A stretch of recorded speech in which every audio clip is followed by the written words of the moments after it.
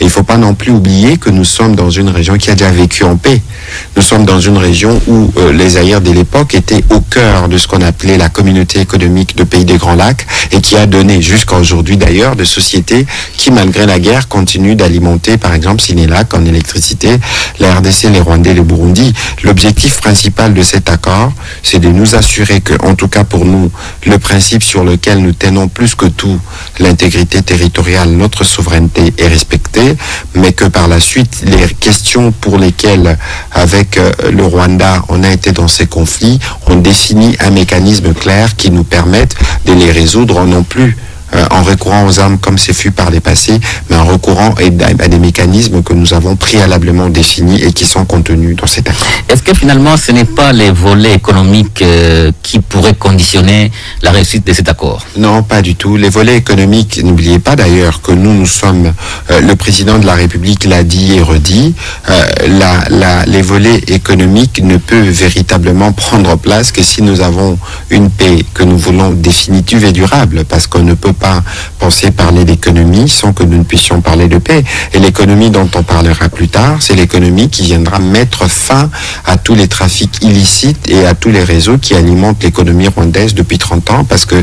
c'est des réseaux qui fonctionnent dans des conditions totalement non transparentes. Et ça, c'est un avantage qui permettra non seulement à notre pays de bénéficier pleinement de ses ressources, mais aussi de créer les conditions pour un développement régional tel que l'accord le stipule dans l'esprit de la CIRGL et d'autres organisations sous-régionales. Alors, vous le savez, hein, si certaines personnes saluent cet accord, les considèrent comme étant historique, il y en a par contre qui estiment que c'est un accord qui consacre, n'est-ce pas, le bradage des ressources naturelles de la RDC. Il y a même la disposition 6 de cet accord cadre d'intégration économique qui dit les parties conviennent de lancer dans les 3 mois suivant l'entrée en vigueur du présent accord les cadres d'intégration économique et régionale en plusieurs étapes et qui sera défini dans un accord distinct intitulé cadre d'intégration économique régionale et s'appuie sur les efforts existants tels que la ZLECAF, voilà tout ça. Et vous pouvez vous arrêter là avant de continuer. Les partis utilisent, non, je sais pourquoi je continue. Les partis utilisent ces cadres pour développer le commerce extérieur et les investissements provenant des chaînes d'approvisionnement de la région en minerais critiques. Voilà, on évoque les minerais critiques, on sait que ces minerais se retrouvent en RDC, mais là, on va les mettre à la disposition aussi du Rwanda. Est-ce que ce n'est pas aussi une façon de brader nos minerais, nos ressources naturelles? Mais alors, Guy, permettez que je sois un peu plus pédagogique, parce que la lecture que vous venez de faire de cette disposition, c'est une émission pédagogique. La lecture que vous venez de faire de cette disposition, le point 6 de l'accord, donne la réponse à votre question. Vous aviez parlé des bradages. Ok? Des gens qui parlent de bradage. Où est-ce que vous avez vu bradage là-dedans? Parce que dans l'énoncé du point 6, c'est dans l'accord. Je me base sur les minéraux. J'en arrive, s'il vous plaît.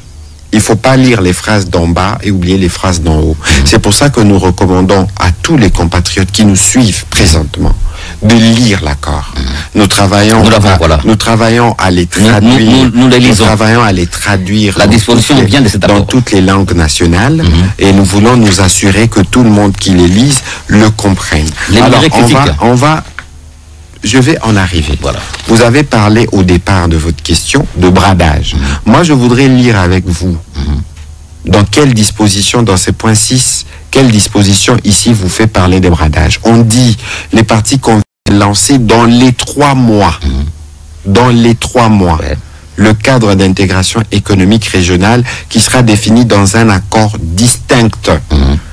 Cadre intitulé cadre d'intégration économique régionale et s'appuie sur les efforts existants.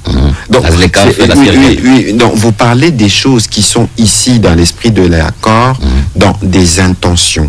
On en parle et dans 3 mois. Ça veut dire que dans 3 mois, l'accord qui a été signé le 27 juin pourra déjà donner des signaux qui nous permettent de voir où nous allons par rapport à l'objectif de la paix. Parce que la condition pour faire l'intégration économique régionale, c'est d'abord la paix. Que nous voulons définitive et durable, pour paraphraser les mots du président de la République. Ensuite, les partis utilisent ces cadres pour développer les commerces extérieurs. Mais les commerces extérieurs, ça s'est fait déjà aujourd'hui. Qu'on ne vous trompe pas. Aujourd'hui, si vous allez à la Grande ou à la Petite Barrière, malgré la situation de guerre, les populations des deux pays font du commerce. Les investissements provenant des chaînes d'approvisionnement de la région en minerais critiques et introduire une plus grande transparence qui bloque les canaux économiques illicites et procure davantage de prospérité. Alors, qui profite de la production illicite de minerais de l'Est de la RDC? C'est pas le Rwanda? Aujourd'hui, pourquoi nous, on a fait une mise en demeure à Apple? Et donc, il faut considérer qu'ici, cher Guy, et c'est ça que les Congolais doivent comprendre, que dans cet accord, on a étudié toutes les questions dans leur spécificité et dans les spécificités des questions qui ont été étudiées, nous avons voulu apporter des réponses, une introduction de réponses, par exemple, pour le cadre de l'intégration régionale, qui pourra aller plus loin. Je sais que vous pouvez rebondir parce qu'on parle même d'intégration bilatérale, j'anticipe sur votre question. L'objectif, si vous lisez les préambules de cet accord, c'est qu'au terme, lorsqu'on aura réuni les conditions pour parvenir à la paix, les relations diplomatiques avec les deux pays peuvent être relancées. Et dans ces cadres-là, on a déjà, au moment où nous parlons, des choses qui se font en commun. Je vous donne un exemple. Il y a le gaz qui doit être exploité dans le lac Kivu. Le lac Kivu que nous partageons.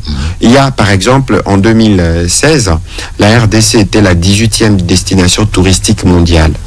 Mais 80% de ceux qui venaient voir nos gorilles passaient par le Rwanda. Et vous savez que lorsqu'il y a un conflit RDC, les gorilles se réfugient dans les zones où il y a moins de crépitement des balles. Donc, il y a des gens qui payent au Rwanda pour voir les gorilles qui sont chez nous. C'est des questions pratiques. Dans l'esprit de l'accord, on a voulu donner des réponses à des préoccupations qui existent parce que les deux pays, quoi qu'il en soit, ne peuvent que cohabiter à jamais parce que nous avons été créés comme tels. Et donc, il y a un besoin ici pour les uns et les autres de comprendre que nous voulons d'abord construire et réussir l'objectif de la paix. Quand on aura réussi à construire l'objectif de la paix, on pourra travailler y compris sur des questions économiques parce que c'est visiblement la raison principale de la guerre que nous fait le Rwanda. Voilà, donc cela va bloquer les canaux économiques, comme le dit cet accord, les canaux économiques illicites, mais, même si ce n'est pas dit formellement ici, mais ça va aussi consacrer, n'est-ce pas, l'exploitation de nos minerais de manière illégale. C'est-à-dire que ce que le Rwanda a cherché à obtenir pendant longtemps par les armes, cette fois-ci, légalement, il va accéder non, pas du tout. Pas attention, non, pas du tout. Il faut lire un peu plus loin. Parce que quand on parle d'intégration bilatérale, parce qu'ici on parle de cadre d'intégration économique régionale. On donne même le modèle CIRGL, communauté de l'Afrique de l'Est. Et ça, c'est précis, il faut le lire. Il faut lire ce qui est dans l'accord. S'il vous plaît, ça nous permettra de mieux comprendre. Et puis plus tard, lorsque nous disons, regardez ce qui va se passer concrètement. On dit quelles sont les ressources qui sont disponibles. On dit, bon, il y a les coltans, quel est le type d'exploitation qui est actuellement? Parce que l'objectif, avant même de penser à refaire une quelconque forme d'exploitation, c'est de dire, on doit amener la transparence. On doit couper tous les réseaux illicites. Parce que les Américains se sont engagés notamment à amener leurs capitaux. Les Américains n'amèneront pas leurs capitaux dans un contexte où il y a un flou pour ce qui concerne la transparence. Et donc, s'il y a collaboration ou exploitation qui se fera, l'exploitation pourra se faire par les entreprises américaines parce que c'est elles qui sont intéressées à venir investir. Et c'est dans ces cadres-là, parce qu'il y aura évidemment des effets qui seront dédoublés, des effets multiplicateurs, des opportunités dans la région. Ça pourra profiter au Burundi, ça pourra profiter au Rwanda et à tous les autres pays de la région. Ici, il faut sortir de la tête de Congolais l'idée d'un quelconque bradage ou l'idée d'un quelconque troc où nous voulons troquer la paix en donnant nos ressources minières. Est-ce qu'il ne s'agit pas de ça? Il ne s'agit pas de ça. Vous avez l'accord devant vous. Écoutez, est-ce que dans les faits, Guy, vous avez l'accord devant vous. L'accord est là. Lisez l'accord. Oui, mais l'accord est là, explicité, n'est-ce pas, clairement. Et est-ce que les entreprises américaines qui vont venir chez nous ne vont pas venir juste seulement puiser, n'est-ce pas, nos ressources ici et aller n'est-ce pas, comment vous parlez du Congo de Tshisekedi. C'est les mêmes Mais Congos. attention, s'il vous plaît. C'est les mêmes Je vous Congos. donne un exemple parce qu'on parle de ressources, n'est-ce pas? Regardez ce qui s'est passé il y a quelques années. On avait présenté comme le deal du siècle l'exploitation minière dans le Katanga. À l'époque, souvenez-vous de Sicomine. Mais vous savez ce que le président, vous savez ce que le président Tshisekedi a fait? On a relu les contrats. Parce que les contrats n'étaient pas dans des conditions favorables pour le peuple congolais. Et aujourd'hui, on a des rocades à Kinshasa. Et ce n'est pas le président Tshisekedi, c'est lui-là, qui va laisser un seul kilo d'or ou un seul gramme de nos minerais être bradé. Vous pouvez en être sûr. Et de ce qui concerne l'exploitation minière, nous avons déjà des exemples de ce qui se passe dans le Grand Katanga. Oui, mais est-ce que vous pensez qu'actuellement les conditions sont réunies sur le territoire congolais pour qu'on puisse transformer ces les conditions, attention. C'est pourquoi les gens se demandent, est-ce qu'on ne va pas venir, les Congolais ne vont pas constituer un puits où on vient, on puise, on va transformer ces matières ailleurs et c'est les autres qui en profitent. Il ne faut pas être pressé. Il ne faut pas être pressé. On parle de 3 mois, n'est-ce pas? Il faut 3 mois, c'est d'ici le mois de septembre. Dans le 3 mois qu'on vienne, les cadres suivant l'entrée à vigueur du présent accord, le cadre d'intégration économique régionale en plusieurs étapes qui sera défini dans un accord distinct. Attendons de lire. Mais dans la phrase qui suit, on dit le parti utilise ces cadres pour développer les commerces extérieurs et les investissements provenant des régions d'approvisionnement et introduire une plus grande transparence. Ce qui bloque les canaux économiques illicites. Voilà. Les canaux économiques illicites ici, c'est ceux-là qui profitent au Rwanda. Et on va les caler ici. On va légaliser. Mais bien sûr, on ne va pas légaliser les canaux illicites. Non. On va les bloquer, c'est ça l'objectif. Ensuite, non, attention, soyons méthodiques. Allez-y. Première étape, on veut amener de la transparence, on coupe tous les canaux d'exploitation illicite. Ça, c'est la première étape. La deuxième étape, évidemment, on regarde quelles sont les ressources minières qui sont là. Quelles sont les entreprises qui sont intéressées. Ici, on parle d'intégration économique régionale. Il ne faut pas oublier que dans les mêmes accords, on parle du gouvernement américain, des investisseurs américains qui vont venir. J'ai vu qu'il y a des gens qui se prononcent déjà pour le mine de Rubaya. Il y a des entreprises qui sont intéressées. Et on va analyser au cas par cas. Et donc ici, il faut être patient. Ce que les Congolais doivent garder à l'esprit, c'est que la question économique doit être abordée parce que c'est l'une des raisons de la guerre, mais ils doivent s'y rassurer que même si cette question doit être abordée, aucun intérêt de la République ne sera bradé. Au contraire, nous allons couper les circuits d'approvisionnement illicites. Mais pourquoi pensez-vous, cher Guy, que le président rwandais a fait la sortie qu'il a faite récemment? Pourquoi vous le pensez? Est-ce que vous avez senti, est-ce que vous n'avez pas senti qu'il n'est pas à l'aise, qu'il n'est pas confortable avec ce que prévoit l'accord? Regardez la réaction de notre président et regardez la réaction du président rwandais par rapport à l'accord. Ça vous donne une idée en regardant la sérénité de notre président pour montrer que dans cet accord, c'est évidemment un accord de compromis, mais nous y avons mis de principes qui nous confortent à l'idée d'atteindre l'objectif de la paix. Mais de l'autre côté, parce qu'on est coutumier à profiter de l'économie illicite, on ne pourra plus en profiter parce que l'accord viendra apporter de la transparence. C'est cela l'accord. On espère, monsieur le ministre, que le gouvernement congolais va, n'est-ce pas, demander à ces entreprises qui vont venir s'établir chez nous de créer des chaînes de valeur, de transformer nos richesses ici sur les territoires congolais. On l'espère. Évidemment, nous allons nous en tenir. Merci. Alors, nous prenons la question épineuse de la neutralisation des FDLR. L'annexe 2 sur les CONOPS dit la neutralisation des FDLR par les FRDC et la levée des mesures défensives du Rwanda doivent être réalisées dans un délai de 3 mois conformément au plan harmonisé de neutralisation des FDLR et de la levée des mesures défensives du Rwanda adopté par les experts militaires et du renseignement à Rubavu le 30 août 2024. Alors la question c'est, on sait que les FDLR sont supposés se trouver dans des contrées ou dans des zones qui sont aujourd'hui actuellement contrôlées entièrement par l'AFC M23 et l'armée rwandaise. Comment les gouvernements congolais acceptent, n'est-ce pas, de traquer et de neutraliser les FDLR dans une zone que lui-même ne contrôle pas? Cette zone appartient à la République démocratique du Congo. Et nous sommes ici, d'abord, il faut rappeler que les deux doivent se faire simultanément. Voilà. N'oubliez pas que l'accord lui-même crée un mécanisme conjoint de sécurité et définit le travail ou les tâches de ceux qui appartiennent à ces mécanismes-là. Et n'oubliez pas aussi qu'en signant cet accord, le Rwanda s'est engagé à contribuer pour que cet accord puisse produire des effets. Le reste, il y aura évidemment, lorsque les mécanismes seront mis en place, dans les 30 jours suivant la signature de l'accord, il y aura un travail d'état-major qui sera fait, et c'est par ce travail d'état-major qui démontrera le rôle des uns et des autres pour atteindre cet objectif de neutralisation. Et donc, permettez que je ne puisse pas être dans les détails sur la séquence opérationnelle, parce que ça relèvera du CONOPS et plutôt de militaire. Et donc, vous pensez que dans les engagements, le Rwanda va vous permettre, n'est-ce pas, d'aller là où... La question, c'est pas à eux de nous permettre. La question, c'est que nous sommes... Mais ils contrôlent. La question, attention. Ils contrôlent nous avons signé un accord. Vous n'y allez pas si nous avons signé un accord de paix.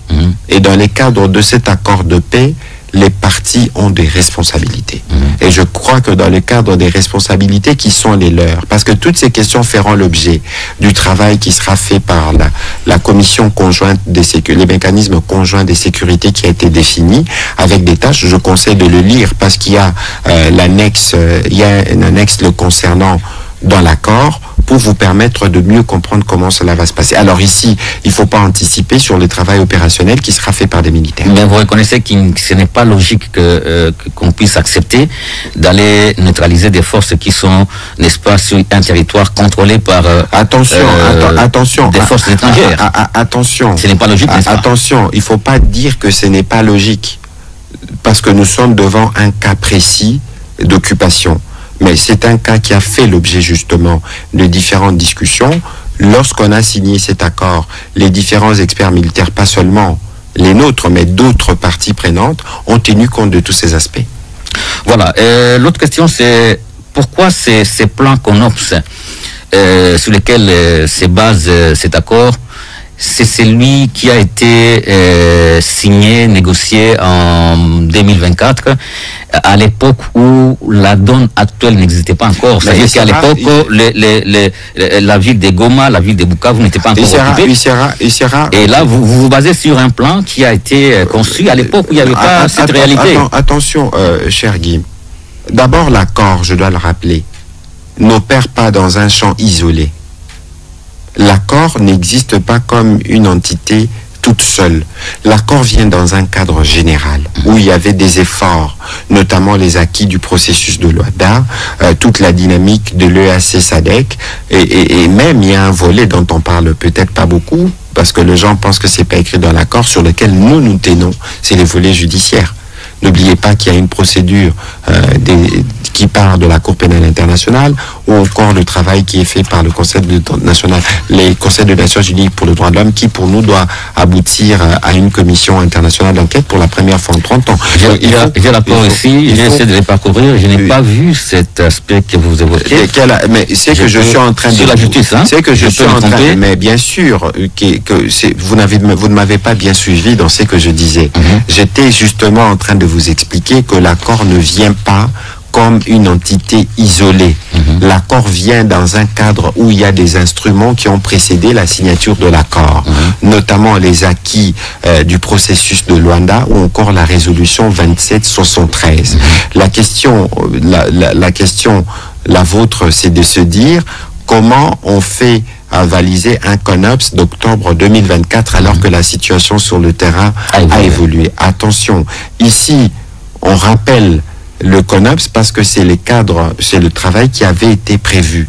Maintenant, il y aura évidemment, lorsque la commission... On pourrait réactualiser ces CONOPS. Mais évidemment, c'est en tenant compte de la résolution 2773 c'est les travails qui demandent au Rwanda des retraits. C'est les travails qui veulent se faire. Attention, la résolution 2773 dont vous parlez, je l'ai en face de moi, fait aussi allusion... Qui exige les retraits immédiats, n'est-ce pas? Fait aussi allusion au CONOPS.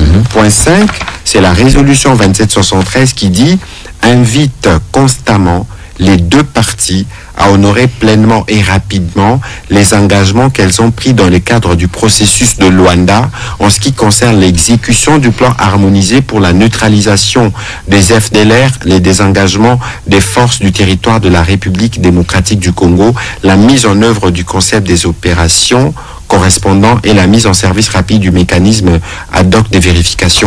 C'est la résolution 2773, je n'invente rien. Et j'ai plein ici, parce que j'ai vu qu'il y a beaucoup d'entre nous, des intellectuels notamment, faire une lecture sélective. Nous concédons sur le fait que l'accord n'est pas parfait. Il y a toujours des choses à redire, parce que c'est une œuvre humaine, mais il faut que les uns et les autres puissent avoir l'honnêteté de lire alors la résolution 2773 dans son entièreté et les différents documents qui sont évoqués dans les préambules de l'accord, parce qu'il ne faudrait pas lire les articles sans vous référer aux préambules. C'est pourquoi nous faisons cette émission et c'est pour ça que nous voulons encourager vivement tous les Congolais, partout où ils sont, de lire l'accord. Vous avez lu l'accord, lisez la résolution 2773, lisez le communiqué du 25 avril 2025, j'étais ici sur votre plateau, lisez tous ces instruments, ça vous permettra d'avoir une compréhension globale, parce que finalement, tout ne pouvait pas non plus être écrit dans l'accord. Monsieur le ministre, qu'est-ce qui garantit que les FDLR pourraient être neutralisés en 3 mois quand on sait que toutes les opérations qui ont été conçues, menées depuis 96, 97, 98 jusqu'aujourd'hui n'ont jamais réussi, n'est-ce pas, à neutraliser ces forces négatives? Il faut savoir ici que la chose la plus importante que nous avons là, c'est que nous avons sur un document un accord signé avec les Rwandais. Ils se sont engagés. La question des FDLR, je ne voudrais pas revenir sur ce qu'en disaient les derniers ambassadeurs rwandais ici en RDC. Pour nous, rappelez-nous, ils disaient quoi? Ils disaient que les FDLR ne représentaient plus la menace. En réalité, les Rwandais brandissent la question des FDLR comme un prétexte. Et nous savons, dès les débuts... Même les experts des Nations Unies, dans leur récent rapport, ils ont dit que les Rwandais déploient ses forces en RDC, pas pour combattre les FDLR, mais pour occuper les territoires. Vous avez la réponse. Vous avez la réponse. Et donc, nous, ici, nous avons conclu un accord. Et ce qui est intéressant, c'est qu'il y a une commission de supervision qui sera évidemment dirigée par les Américains, les Qataris. Il y aura sûrement aussi des représentants de l'Union africaine qui s'assurera d'où on avance. Parce que nous savons que c'est un prétexte. Il y a évidemment des questions militaires opérationnelles qui vont être travaillées pour voir dans quelle mesure on traite la menace, mais ce sera précédé par une sensibilisation. Et ceux qui accepteront la sensibilisation vont retourner au Rwanda pour être réintégrés, parce que c'est des Rwandais qui doivent rentrer chez eux. Dans les faits, ça s'est passé comment? Vous me demandez de répondre à des questions de militaires. Parce que dans les faits, il faut les localiser. Dans les faits. Mais oui, on parle de localiser. Dans les faits. Pour les sensibiliser. Dans les faits, oui, ça relèvera de alors ce qui a été prévu. Alors que accéder là où ils sont. On ne sait pas accéder là où ils sont. Mais attention, de toute évidence ici, je vous ai parlé du mécanisme conjoint de sécurité qui a été mis en place. Et donc, la question de l'analyse opérationnelle de la situation sur le terrain sera faite. Et en ce moment-là, ceux qui doivent gérer la question géreront la question en fonction des objectifs finaux recherchés. Et à votre avis, quelles pourraient être les conséquences sur cet accord de Washington si la neutralisation des FDLR aboutit au même résultat, les résultats mitigés comme il faut considérer que c'est pas forcément des résultats mitigés, c'est peut-être de l'autre côté. Mitigés parce que le Rwanda n'a jamais non, les résultats ne sont pas forcément mitigés, mais de l'autre, ils sont pas de bonne foi. pour reconnaître, parce que à quel seuil on évalue la fin de menace des FDLR? Ça, c'est les autres qui les savent. Mais comme nous avons des mécanismes, ils ont signé. On a des témoins américains, qataris, qui auront y compris le moyen de renseignement pour vérifier le travail qui a été fait. Nous pensons que ça constitue des garanties qui nous permettront cette fois-ci de mettre fin à ces prétextes qui est recyclé depuis 30 ans. Alors, que répondez-vous à ceux qui disent que le fait pour la RDC d'avoir accepté de neutraliser les FDLR, c'est une façon, pas tacite, hein, mais formelle, de reconnaître que la RDC utilisait ces groupes, ces forces négatives? Nous avons un objectif, nous voulons arriver à la paix. C'est de la même manière qu'on dit qu'en RDC, il y avait un discours de haine. Alors que c'est les pays où le président Tshisekedi a dit lui-même que les Banyamulenge étaient des Congolais. Nous avons un ministre Banyamulenge dans le gouvernement, le ministre d'État Alexis Guissaro. C'est comme ça qu'on disait aussi de la question des réfugiés. Nous sommes allés au HCR autour de Filippo Grandi. Aujourd'hui, on a tout ce qui doit être fait sur papier pour que les réfugiés puissent retourner chez eux. Mais si les conditions de paix ne sont pas réunies, ils retournent comment? C'est de la même manière qu'on va détricoter l'argumentaire ou le prétexte sur les FDLR. Est-ce que la question FDLR n'est pas un piège tendu à la RDC? Écoutez, dans cet accord, le piège n'est pas que tendu à la RDC parce qu'il y a des garants à l'accord, ce sera un piège tendu à tout le monde. Vous allez écouter la réflexion de l'auditeur qui nous appelle depuis la ville de Bukavu, il s'appelle Jules Maguené. Bonsoir, monsieur le ministre Patrick Mouyaya. Je suis Jules Maguené, coordonnateur du Forum des nationalistes depuis la ville de Bukavu. Monsieur le ministre, j'ai deux petites questions qui émergent 10 jours après la signature de l'accord de paix entre Kigali et Kinshasa. Voici la première préoccupation, monsieur le ministre. En cas de non-respect des engagements par la partie rwandaise, quel est le plan B du gouvernement congolais? D'autant que l'histoire nous renseigne que plusieurs accords ont été signés sans être appliqués. Deuxièmement, monsieur le ministre, si cet accord venait à échouer, le gouvernement envisage-t-il de relancer un dialogue exclusivement congolais, incluant les forces vives de la nation, notamment des figures comme Joseph Kabila et Moïse Katumbi, pour une solution interne durable? Monsieur le ministre. Écoutez, d'abord sur la dernière question. Solution interne durable, mais les gens ont pris des armes. Ceux qui ont pris des armes contre leur propre... Non, il ne parle pas des personnes qui ont pris des armes. Ici, il parle de Joseph Kabila et Moïse Katumbi. Oui. Il n'a pas parlé des noms. Non, on va y arriver parce que c'est un ensemble, non? C'est un ensemble. Peut-être pas Moïse Katumbi, mais pour ce qui concerne le président Noraire, on a vu où est-ce qu'il est. Et je ne voudrais pas revenir parce que c'est pas ce qui est plus important pour nous. Ce qui est plus important pour nous, c'est d'aller vers la paix. Et de toute évidence, ici, nous devons être optimistes. Nous comprenons les scepticismes par rapport justement à l'habitude qu'on a eue. Et ne vous trompez pas, ce n'est pas parce que nous allons sur le terrain de la paix qu'on ne fait rien d'autre dans ce que nous devons faire comme notre devoir en tant que gouvernement. Mais ici, il faut considérer qu'il y a un besoin pour la région de Grand Lac de débloquer son potentiel. Et on ne peut pas débloquer le potentiel de la région de Grand Lac au bénéfice de toutes nos populations en étant dans un état de guerre. L'accord a été signé de bonne foi, c'est-à-dire que le président rwandais lui-même a délégué le ministre des Affaires étrangères et dans les 3 mois, d'après ce qui est convenu, lui-même il sera à Washington à côté du président Trump et du président Tshisekedi pour voir comment on avancera maintenant pour ce qui concerne l'intégration qui doit suivre. Moi je souhaiterais que les uns les autres puissent être optimistes, mais optimiste ne veut pas dire être naïf par rapport à l'expérience que nous avons et par rapport à la nécessité que nous avons de prendre des précautions pour assurer non seulement la sécurité de notre territoire mais pour mettre fin à toutes ces aventures qui s'y déroulent. En cas de non-respect de cet accord, c'est quoi le plan B pour le gouvernement congolais? Écoutez, d'abord, il n'y a pas de plan B qui n'existe pas déjà en termes de plan B. Si l'idée c'est d'être dans le plan B, on peut bien imaginer ce que c'est. Parce que s'il n'y a pas des bonnes applications de l'accord, ça veut dire que nous revenons dans le conflit. Mais ici, nous tous, résolution 2773, il y a unanimité mondiale qu'il n'y a pas de solution militaire à la crise. Et il y a dans l'accord un mécanisme de surveillance qui est prévu et qui fait intervenir les différents garants, notamment américains, pour permettre justement, lorsqu'il y a des difficultés, de voir comment les uns les autres utilisent leur levier sur une des parties pour que l'accord puisse produire les résultats. Mais les garants américains vous disent tout ce qui doit être fait sur le plan opérationnel, c'est, n'est-ce pas, à charge des deux parties? La question, moi je ne regarderai pas la question de ce point de vue. Moi je regarderai la question au regard des leviers dont disposent les gouvernements américains et qui peuvent aujourd'hui peser dans la balance pour que nous puissions faire aboutir ce qui est prévu dans l'accord.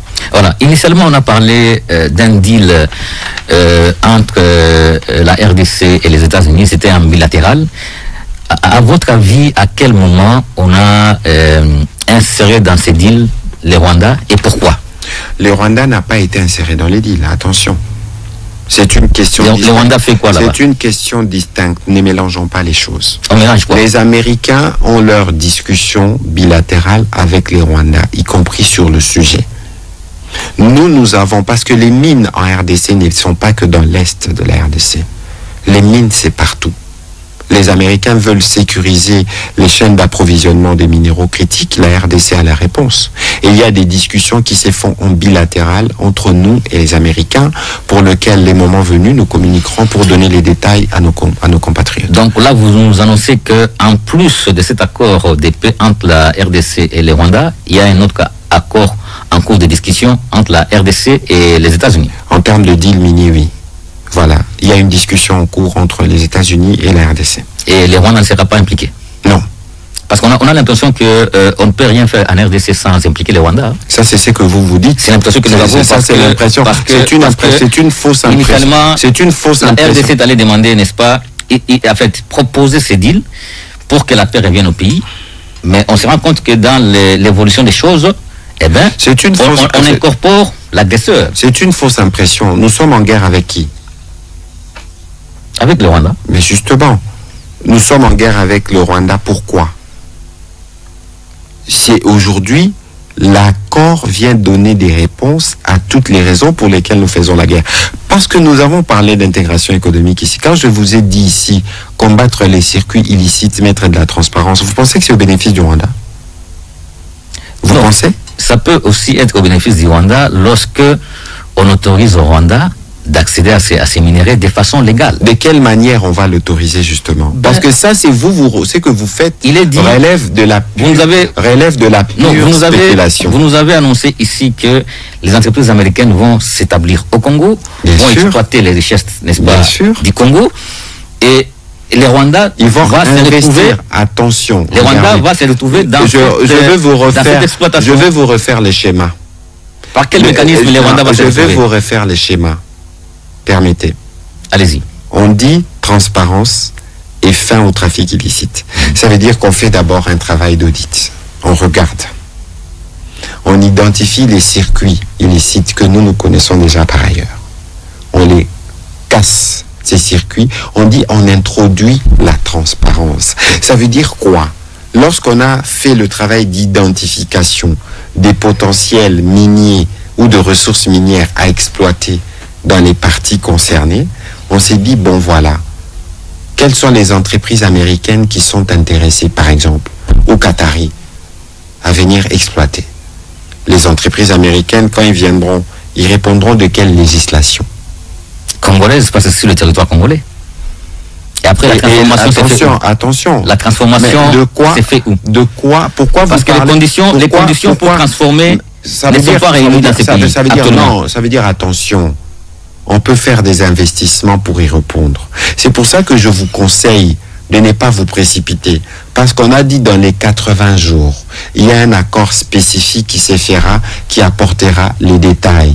Ce que moi je vous donne comme garantie, c'est que le président de la République s'est engagé en ce qu'aucune ressource, d'aucune manière de notre pays ne puisse être bradée. C'est clair ou pas? Bon, on l'espère. Il n'y a pas à espérer. On l'espère. Je comprends bien. Vous allez continuer. Je comprends bien les scepticismes des uns des autres. Mais je vous ai donné l'exemple du Katanga, du Grand Katanga, avec les deals du siècle, comment le contrat a été renégocié et aujourd'hui on a des rocades. Il faut considérer que c'est la même trame, c'est la même ligne qui va permettre. On n'a pas que ça. C'est déjà ça. Parce que dans les deals tel qu'il avait été conclu à l'époque, on n'aurait pas eu ces rocades-là. C'est parce que justement le président de la République a voulu s'assurer que les intérêts des Congolais sont garantis, que les Chinois sont revenus à table.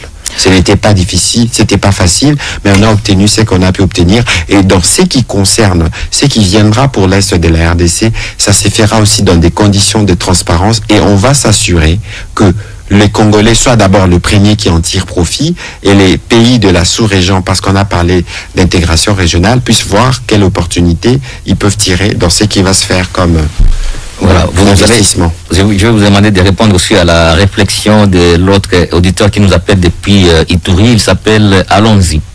Allons, Stépias Merveille, je vous appelle à partir de Bunia en Ituri. Malgré l'enthousiasme affiché par cet dirigeant, il est difficile de croire que cet accord apportera une véritable paix dans l'Est de la RDC. Les doutes persistants quant à la volonté réelle des partis impliqués de respecter leur engagement. L'histoire récente nous enseigne que de tels accords ont souvent été des promesses vides, laissant la population dans une insécurité continue. Excellence, Monsieur le Ministre, permettez de vous poser ces deux petites questions. La première, quelles mesures concrètes le gouvernement congolais envisage-t-il pour garantir le respect de cet accord par toutes les parties impliquées? La deuxième et la dernière, comment comptez-vous répondre aux critiques, notamment celles du docteur Denis Mukwege concernant la légitimité de cet accord face aux souffrances passées des Congolais? Merci.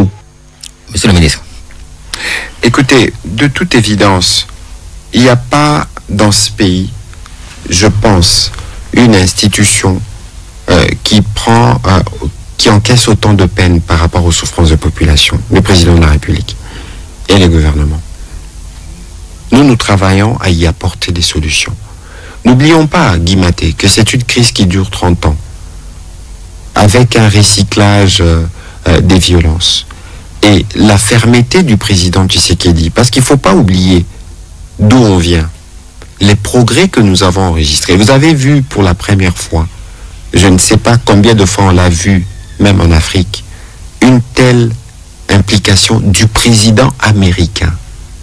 L'accord est signé au département d'État. Mais c'est parce qu'il a trouvé des intérêts. C'est pour vous dire l'importance. Nous sommes allés aux États-Unis en grandissant nos ressources. C'est pour vous dire l'importance de notre pays. Nous avons utilisé des leviers à notre disposition, personne ne peut nous le reprocher. Et donc aujourd'hui, les niveaux d'engagement du président américain, pas seulement de partenaires africains, de partenaires qataris, qui est coulé dans l'accord, met en place des mécanismes qui permettent que les uns les autres ne puissent pas s'écarter de ce qui a été convenu. Parce qu'un accord, lorsqu'on les signe, ça signifie qu'on l'a analysé de bout en bout. C'est pour ça que les scepticismes que nos compatriotes ont, nous les partageons à certains égards, lorsque nous avons suivi la dernière sortie du président rwandais. C'est justement la preuve que l'accord ne les met pas dans des conditions confortables. Mais nous, ici, nous voulons regarder notre part et notre besoin d'aller vers la paix, parce qu'il faut évidemment être en mesure très rapidement de donner des réponses à nos populations qui vivent sous un régime d'occupation qui est barbare et criminel au regard de tout ce que nous enregistrons. Et donc, lorsqu'il parle de mesures envisagées pour garantir les respects de l'accord, je crois qu'il faut relire l'accord, parce que l'accord en lui-même a tenu compte de tout ça. Ensuite, lorsqu'il évoque les docteurs Mukwege, je ne voudrais pas faire de commentaires sur tout ce qu'il a dit. Il a la liberté de ses opinions. Mais moi, j'observe que nous travaillons cette fois-ci à apporter des solutions durables. Et je pense qu'il est des devoirs de nous tous, au-delà du scepticisme que nous pouvons bien avoir, du fait de l'histoire, du fait du pays avec lequel on a signé l'accord, mais ce ne serait rien perdre de donner la chance à cette initiative qui vient régler un problème spécifique. Voilà. Comment on construit la paix et comment on remet la situation normale dans cette partie de la RDC.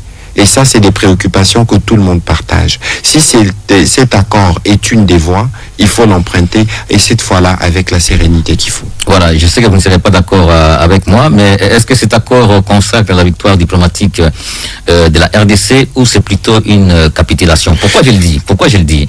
Parce que dans l'accord, ici, il y a des choses qui sont dites, hein, notamment l'intégration conditionnelle, n'est-ce pas, au cas par cas, de certains éléments de la rébellion. On se rappelle qu'il y a de cela quelques mois, le Parlement congolais avait levé l'option d'interdire toute éventuelle intégration des rebelles dans nos institutions. Mais là, nous avons cédé. Est-ce que nous n'avons pas capitulé? On a cédé à quoi? On ne va pas les reconnaître. Mais est-ce que ce n'est pas une façon de capituler? Non, attention. Vous savez, moi, j'entends des gens parler. Les parlements, n'est-ce pas? Attendez, s'il vous plaît. Je vous ai rappelé la recommandation des parlements. Vous me laissez vous répondre ou pas? Répondez, monsieur le ministre. D'abord, il faut cesser de penser que lorsqu'on va signer un accord, que ce soit pour le Rwanda et pour nous, nous allons capituler. Un accord est un document de compromis. Ça veut dire que nous tous, nous avons concédé pour atteindre un objectif principal. C'est l'objectif qui va nous permettre à tous de mieux gagner la paix. Donc, cessez de croire que dans cet accord, il y en a un qui devait être le grand vainqueur et l'autre le grand humilié. Mais regardons dans les réactions. Moi, j'observe la sérénité totale du côté de notre président. J'observe une forme de panique du côté de l'autre, parce qu'on commence même à oser parler des élections ou des questions de ce genre. C'est illustratif justement de l'état de panique. Mais on ne va pas y aller, parce qu'on ne va pas aller dans la boue. Nous nous tenons à l'essentiel. Et l'essentiel pour nous, c'est l'application de l'accord. Et donc, maintenant, vous avez sûrement des appréhensions. Mais laissez-moi vous dire, on dit brassage et mixage. C'est l'une des raisons des problèmes que nous avons dans notre armée. Mais là, on dit intégration conditionnelle, au cas par cas. Ça veut dire individu par individu. On n'a pas, nous, besoin de déstructurer la structure, la recommandation qui a été faite par l'Assemblée, la recommandation qui a été claire. Parce qu'ici, on veut n'est pas encourager ce type de comportement. Est-ce que ce n'est pas aussi une façon d'encourager? Non, on encourage pas. Encourager à quel moment? Parce que lorsque on va se rendre compte qu'il y a des gens qui ont été intégrés, il y a des gens qui pourraient un autre jour envisager de prendre les armes parce qu'ils vont se dire on sera aussi intégrés. Ceux qui doivent être intégrés, pourquoi vous ne lisez pas ça dans l'accord? Est-ce que vous pouvez lire les termes de l'accord sur cette question? J'ai l'accord ici. Est-ce que vous pouvez lire le terme de l'accord lorsqu'on parle d'intégration conditionnelle? Je peux vous lire. Allez-y. Toute réintégration éventuelle, on dit éventuelle, des combattants dans les forces armées de la République démocratique du Congo et la police nationale s'effectue de manière rigoureuse, c'est-à-dire individualisée et conditionnelle au cas par cas, y compris l'aptitude physique et morale, en particulier les respects et l'absence de violations graves du droit international humanitaire et plus important, la loyauté envers le pays et les institutions. Qu'est-ce que ça veut dire? Ça veut dire que si vous êtes 10 000, je donne un exemple, et que vous pensez que vous devez venir au sein de forces armées de la police nationale, eh bien, il y aura 10 000 examens. Parce qu'on a dit, toute règle éventuelle, c'est une éventualité, c'est pas obligatoire, parce qu'il y a le processus de DDRCS qui est prévu pour les combattants. C'est envisagé quand même. S'effectue de manière, on dit de manière rigoureuse. Ça veut dire qu'on vient, on vous interroge. Comment vous appelez? Vous venez d'où? Vos aptitudes conditionnelles. Ce sont des mots. Ce ne sont pas des mots, c'est ce qui va se faire. Oui, mais comment c'est ce qui va se faire. Dans les faits, ces choses vont se passer? Mais monsieur Guy, est-ce qu'il ne s'agit pas, monsieur Guy, cessez de faire les Saint Thomas. Comprenons-nous, parce que l'accord, c'est des mots qu'on coule en principe. La Bible, c'est aussi des mots. Est-ce qu'il ne s'agit pas de consacrer ces mixages-là?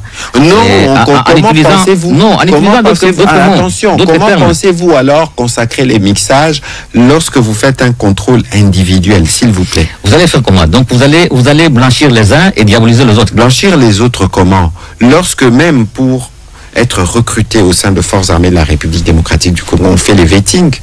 On doit savoir d'où vous venez, quelles sont vos aptitudes physiques. On doit savoir si vous êtes en mesure, vous êtes dans la plénitude de vos capacités pour être recruté dans l'armée. Et donc, pourquoi vous pensez que c'est une disposition qui ne pourra pas donner du résultat? Cessez d'être sceptique. Loyauté envers les pays et les institutions. À partir du moment où on a pris les armes, en quoi est-ce qu'on est loyal envers les... C'est pour ça qu'on parle de cas au cas par cas. Oui, à partir du moment où on a pris les armes, parce que tout ça viendront de la rébellion, n'est-ce pas? Mais écoutez, attention, il faut faire attention. Dès lors qu'on a levé l'option d'aller au cas par cas, il y a peut-être certains qui y sont allés par contrainte, par obligation. Comment vous le saurez? Mais on le saura parce qu'il y aura une verbalisation des individus. On a dit individualiser. Vous voulez anticiper sur le travail qui sera fait sur terrain? En fait, je sais qu'il y a des choses qu'on ne peut pas accepter là. Alors, la question, c'est pas d'accepter, la question, c'est de noter qu'il y a un progrès. Là où certains pensaient qu'il y aurait brassage et mixage, il n'y a pas de brassage, il n'y a pas de mixage, il y a plutôt une intégration conditionnelle au cas par cas. Je vous ai largement expliqué. Je ne suis pas sûr que mes mots suffiront pour mettre fin à votre scepticisme. Il peut s'agir d'un jeu des mots. Il n'y a pas de jeu des mots. Parce que je vous ai dit tout à l'heure que l'accord, c'est un assemblage de mots. La Bible, elle est aussi. Alors pourquoi vous voulez venir nous dire c'est un jeu des mots? Voilà. Il y a aussi des concepts qu'on peut considérer comme étant des concepts flous dans cet accord. Qu'est-ce que vous attendez par groupe armé non étatique affilié ou associé au FDLR? Ce sont de termes, tout simplement, de droit.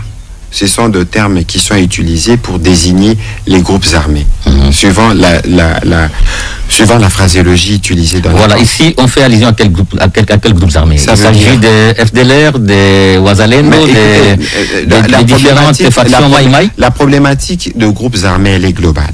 N'oubliez pas que l'accord, comme je le disais tout à l'heure, ne vient pas évoluer dans un cadre isolé.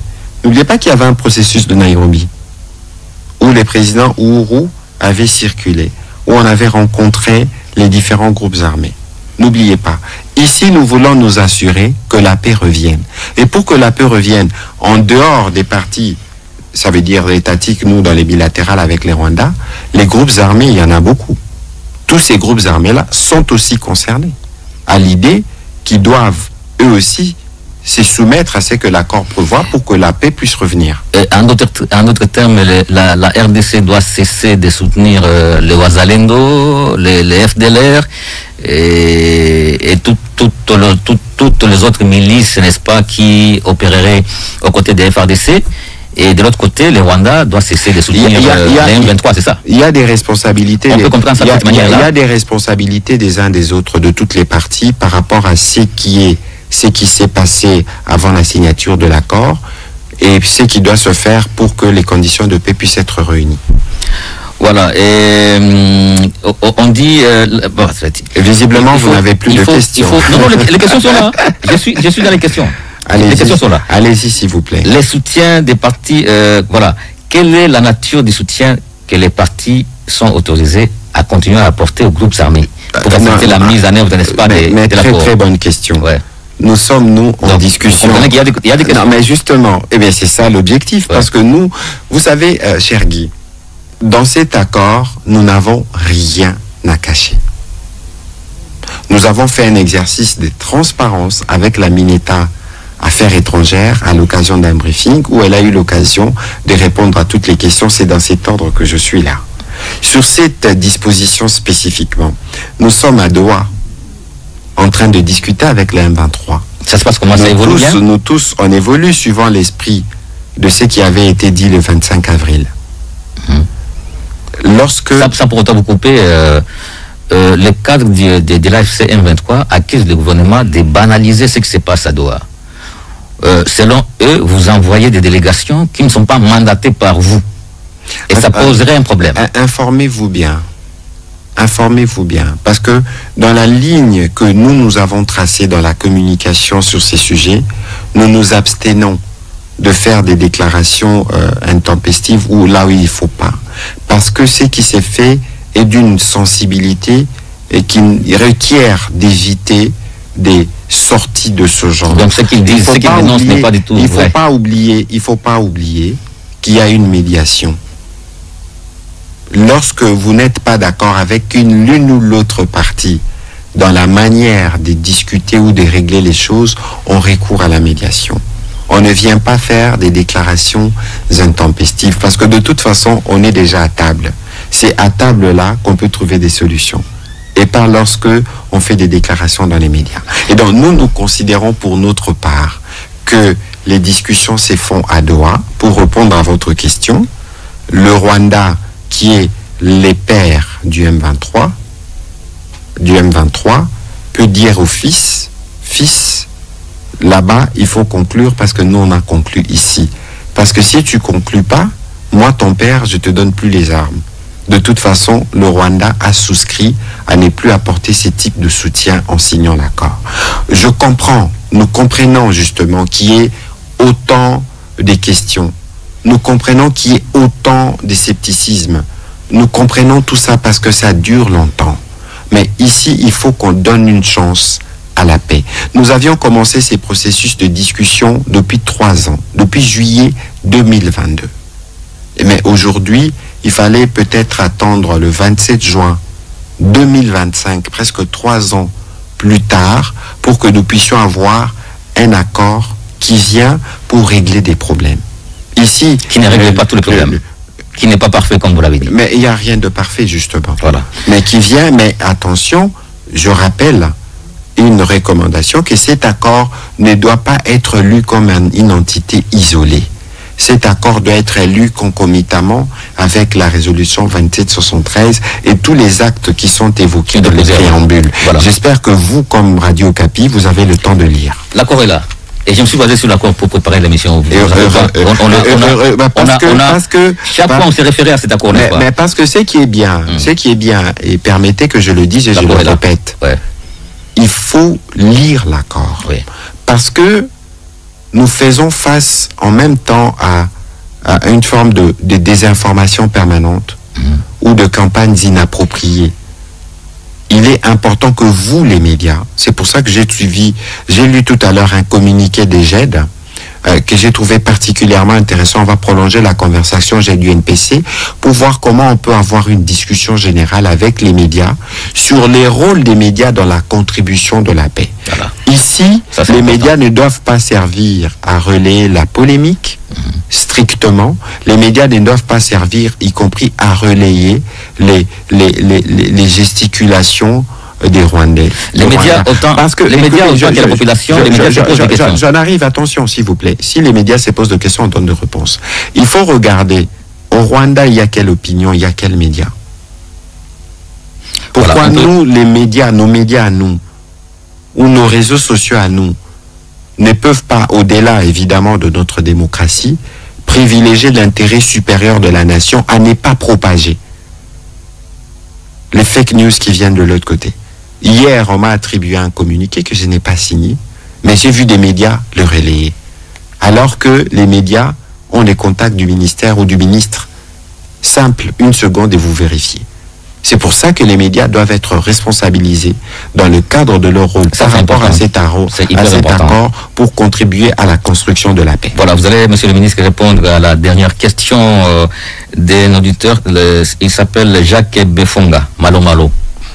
Je suis Jacques Befonga Malomalo depuis Kisangani, province de la Tchopo. Monsieur le ministre, permettez-moi d'exprimer ma grande déception et mes inquiétudes face à cet accord de paix signé à Washington. Vous insistez souvent sur la neutralisation des FDLR, mais cela fait plus de 20 ans que ces groupes sont dans notre pays. La RDC a-t-elle réellement le moyen diplomatique, financier, militaire et logistique de neutraliser les FDLR sans compromettre la sécurité de nos propres citoyens. Pourtant, des voix comme celle de Denis Mukwege dénoncent une perte de souveraineté. Les Rwandais, de son côté, sont renforcés sur le plan politique et militaire. Avec l'implication des États-Unis d'Amérique, leur rôle semble flou. Ils se disent partenaires de paix, mais certains analystes parlent aussi de leurs intérêts économiques dans la région. Quel est le véritable rôle des États-Unis dans cet accord? Sont-ils simplement médiateurs ou ont-ils des intérêts cachés qui pourraient influencer les décisions futures dans la région?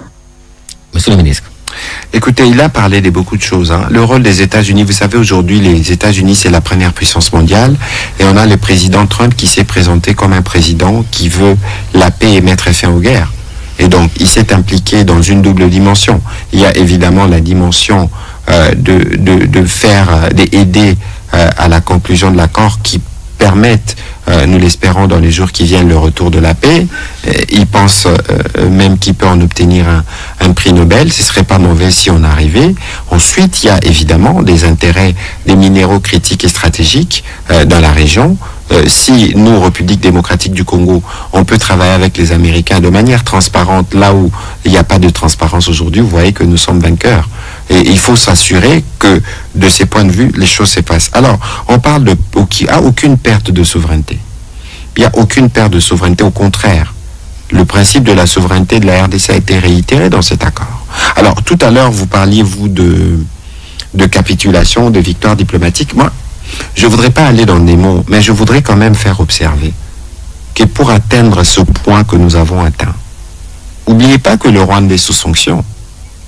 N'oubliez pas que l'économie rwandaise souffre aujourd'hui des sanctions qui ont été prises. Il faut saluer la clarté de la stratégie diplomatique du président de la République et son pragmatisme qui nous permet aujourd'hui de faire acter le Rwanda de manière claire quand parti au conflit parce qu'ils ont signé l'accord. Le processus est placé sous garantie américaine et des Qataris qui sont deux pays qui ont des leviers sur le Rwanda. Et donc ici, et puis il y a des engagements publics. Donc ici, il ne faut pas se tromper. Et que vous avez vu, vous avez commencé cette émission avec une réaction du président Macron. Et vous pensez que tous ces acteurs qui ne sont peut-être pas directement, qui n'ont pas été directement impliqués dans la conclusion de l'accord avec les Américains, pourquoi ils saluent ça? Vous pensez que tout ce monde-là va laisser cet accord ne pas produire des résultats? L'analyse de ces personnalités n'est pas nécessairement la nôtre. Nous qui sommes dans ces pays, nous qui connaissons, n'est-ce pas, les réalités de ces pays. Mais tout le monde je pense que tout le monde a compris l'intérêt qu'il y a d'avoir la paix en RDC. Voilà. Parce que s'il n'y a pas de paix en RDC, ça peut constituer une menace de sécurité mondiale. Et beaucoup on regarde toutes les ressources que nous avons et que si ces ressources tombent dans les mains qui ne sont pas les bonnes mains, c'est que ça peut représenter comme menace pour les uns les autres. Voilà. Qu'est-ce que l'accord de Washington apporte de particulier par rapport à l'accord, n'est-ce pas, cadre d'Addis Abeba qui avait été signé en 2013? L'accord cadre d'Addis Abeba, la preuve de somme en 2031, en 2025, a été conclu par plusieurs acteurs. A été conclu par plusieurs acteurs avec plusieurs questions en même temps. Ici, nous avons ici, nous avons quelque chose de précis et de bilatéral, de concret par rapport aux problèmes qui ont été sérieux. C'est pour ça que je répète, cet accord ne doit pas être lu comme une entité isolée. Elle doit être mise dans un ensemble. Et l'avantage, justement, d'avoir cet accord, c'est qu'il engage directement la responsabilité de deux États qui doivent dorénavant travailler pour concourir au retour de la paix. Voilà, nous sommes à la fin de cette émission, Monsieur le Ministre. Un mot, un message à l'endroit de la population congolaise qui, vous avez suivi, les gens s'inquiètent, les gens sont sceptiques. Un mot pour rassurer, n'est-ce pas, la population congolaise. C'est pourquoi nous faisons cette émission, pour rassurer les uns les autres. Je crois que le président de la République a eu l'occasion lui-même de le dire à l'occasion de son discours de 30 juin, le jour de notre indépendance. Les principes qui nous ont guidés dans la discussion de cet accord, c'est des principes qui n'aliènent nullement notre souveraineté, notre intégrité territoriale ou notre autorité sur toutes nos ressources partout où elles se trouvent. C'est vrai qu'on aurait pu sûrement avoir quelque chose de meilleur qui fasse l'unanimité, encore qu'on ne l'aurait pas fait. Un accord, c'est un compromis. Nous ne voulons pas venir ici dire qu'on est les grands gagnants, les autres le grand perdant. On a eu le temps de parler notamment des body language des uns des autres ici, mais nous considérons par cet accord que nous avons une ouverture qui peut nous amener vers la paix. Et parce que nous avons cette ouverture qui va nous amener vers la paix, nous souhaitons que vous continuez à nous apporter votre soutien au président de la République, à la première ministre et au gouvernement, parce que nous tenons compte justement de l'intérêt de nous tous, de voir nos populations qui ploient aujourd'hui sous occupation être libérées. Et d'ici 3 mois, leur liberté. D'ici 3 mois, les populations peuvent voir les choses changer sur le terrain, les choses bouger sur le terrain. L'accord a prévu le 3 mois et nous espérons que l'accord pourra être exécuté de bonne foi. En tout cas, pour ce qui nous concerne. Qu'est-ce qui est fait concrètement par le gouvernement congolais? Non, ce qui est fait présentement, ce qui est fait, c'est d'abord la constitution du mécanisme. Okay. On avait donné 30 jours. Le mécanisme a été constitué. En même temps, il y a des discussions qui se font à Doha. On espère qu'ils seront conclus bientôt. Comme ça, on aura un ensemble de cadres des problèmes à résoudre et on verra progressivement comment les résoudre suivant la ligne qui avait été tracée. Et il faut considérer que pour nous, nous resterons fidèles aux engagements pris par le président de la République, c'est lui de ramener notamment la paix, et c'est pourquoi nous allons continuer de travailler et nous souhaitons que les uns et les autres puissent lire l'accord. S'il y a des questions, nous mettrons en place un mécanisme qui nous permettra d'y répondre, mais il ne faut pas vous fier à tout ce que vous entendez, à tout ce que vous lisez sur les réseaux sociaux. Tout ce que nous comprenons, pas nous attendons. Tout ce que vous comprenez de qui? Mais quand nous lisons l'accord. Est-ce que quand vous lisez l'accord, je vous ai donné la démonstration tout à l'heure. Il faut qu'il y ait ce travail de pédagogie. Mais c'est un travail que nous devons faire avec vous les médias. Merci beaucoup. Merci monsieur le ministre. C'est moi qui vous remercie d'avoir accepté, n'est-ce pas, de répondre à notre invitation. Tous les auditeurs de Radio Capi. Merci. C'était un plaisir. Merci aussi à vous tous de nous avoir suivis. C'est la fin de cette émission. Merci à Benjamin Moudoumbi qui l'a réalisé, Pierre Diassino et Jean-Claude Nsiala qui était à la technique. À la présentation, Guy Maté. Merci encore et bonne suite des programmes sur Radio Capi.